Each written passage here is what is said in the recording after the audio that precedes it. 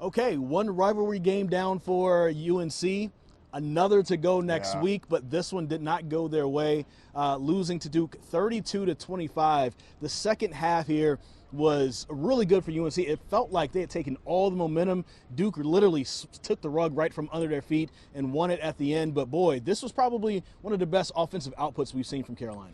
Yeah, I mean, it was probably the best Carolina has played all season, if you want to step back from it a little bit. Certainly the best environment they've had at home, dating all the way back to the opener.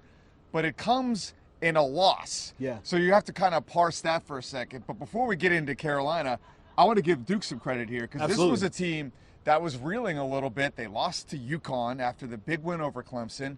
Then Virginia comes into their building, dominates them, ends their ACC title game hopes. And you're kind of wondering what team you're going to get. And Carolina came to play in this game, pushed Duke to the limit, had the lead in the fourth quarter, but Duke ultimately, sounds like a football cliche because it is, was a few plays better. Yeah. And Carolina, you know, all season long hasn't really had the character of a Bill Belichick team. They made a lot of mistakes. They beat themselves, had a lot of penalties, and ultimately that was the difference in a one-score game. You're talking about Duke. I mean, they've been reeling with injuries a lot over the last few weeks. I mean, for the last few weeks, they've been starting freshmen in their as safeties, and so those guys aren't as they're not as ready for the moment at this point. And also their veteran linebacker Trey Freeman didn't play this game; he's out injured, and you could see how down as the stretch of this game, as Duke continued to play, the tackling got a little bit poor, the coverage got a little bit poorer, and you saw there were opportunities for Carolina to really march down the field and take advantage of that. But then it ended up being the veteran leadership on offense to take Duke. And then also you'd have to give a nod to the coaching staff. One of the things that Manny Diaz told us after the game, he was like, hey, last week we had a field goal blocked. We knew that was going to be on tape and that Carolina was going to see it and probably overload one side.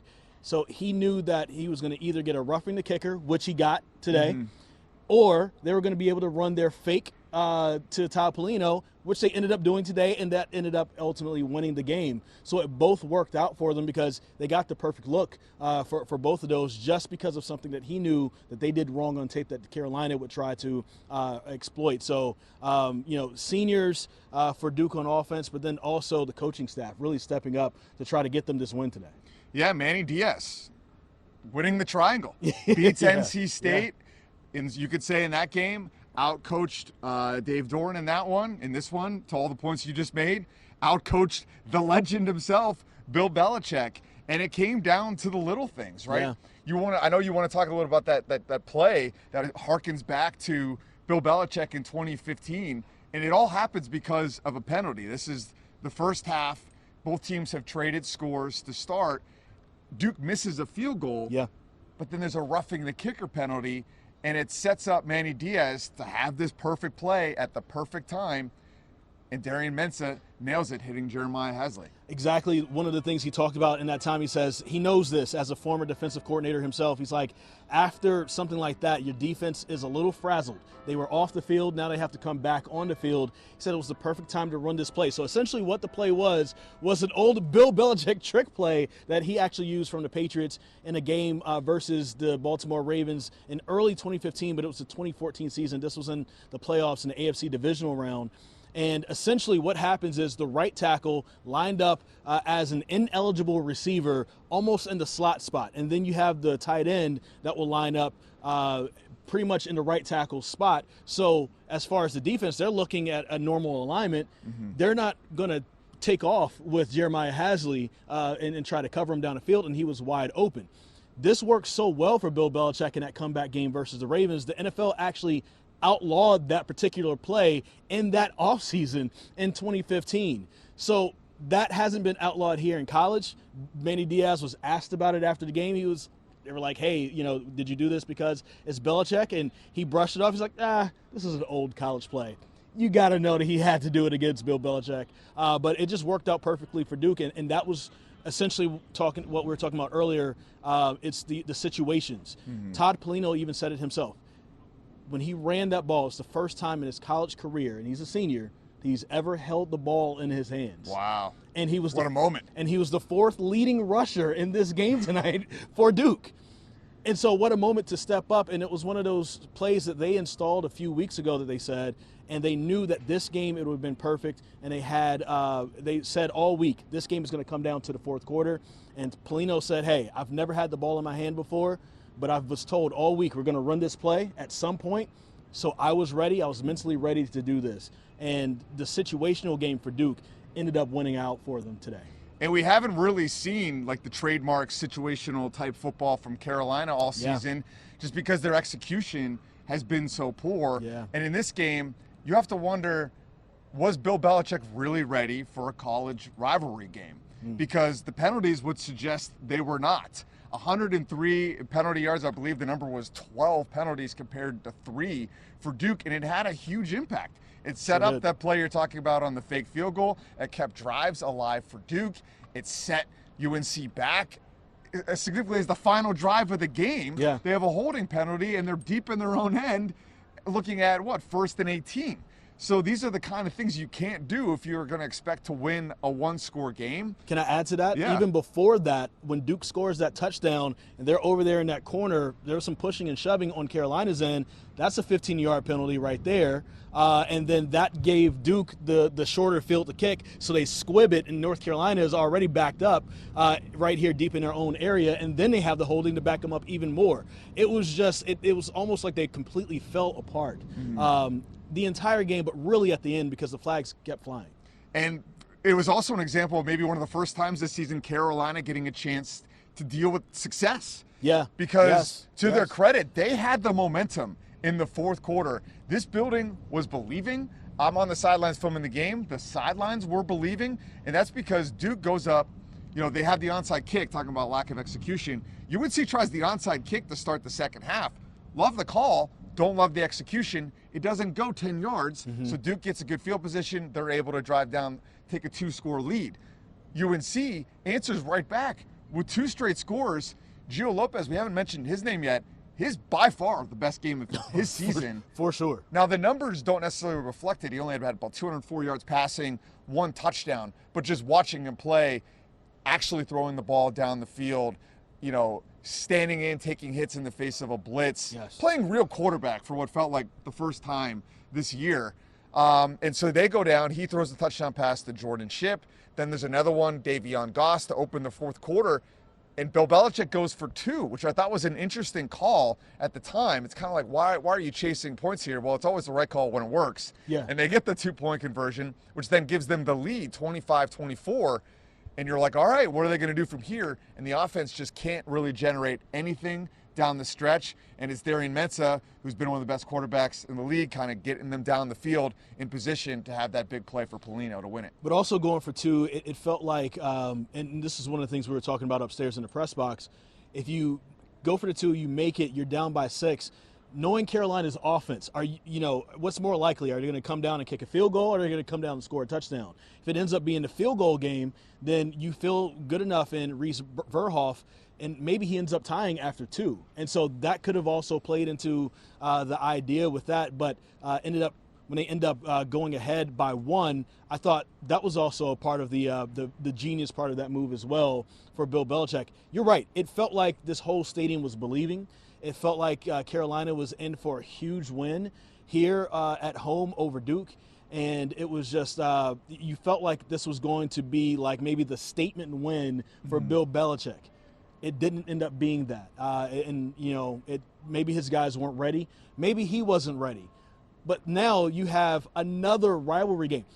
They don't have to leave the state of North Carolina for 3 straight weeks. You have, Wake Forest last week, which is a rivalry game of sorts. Not as warm-up. It's a warm-up, and it's almost like it steps up a little bit every week. It's Wake Forest, it's Duke, and then it's NC State. And I don't know if Bill Belichick, if he didn't have his guys ready for the challenge for today, is he going to have them ready for the challenge of all the emotions for next week? Yeah. There's still an outside chance, very, very outside chance, that because of APR, Carolina could still be bowl eligible. It just depends. There's some 5 and 7 teams that will make it every year, just depending on how many teams end up being bowl eligible and win 6 games. And they're one of those teams that could possibly make that. But you have to win next week. it's literally all or nothing next week, and then everything else will take care of itself. And so is he going to have his guys ready for that and the emotion? Because in the NFL, you have rivalries, but do they feel like this? Not really. Yeah. You know? So how is he going to have his guys ready for that? That's going to be the big question. We've seen Carolina teams struggle with this before. I remember Drake May's final season. They go in for the final week of the season and completely lay an egg, inexplicably don't even compete in Carter Finley Stadium. Yeah. And, you know, talking to Bill Belichick this week at the podium, he called this the rivalry, compared it to Army-Navy, speaking about the rivalry with Duke.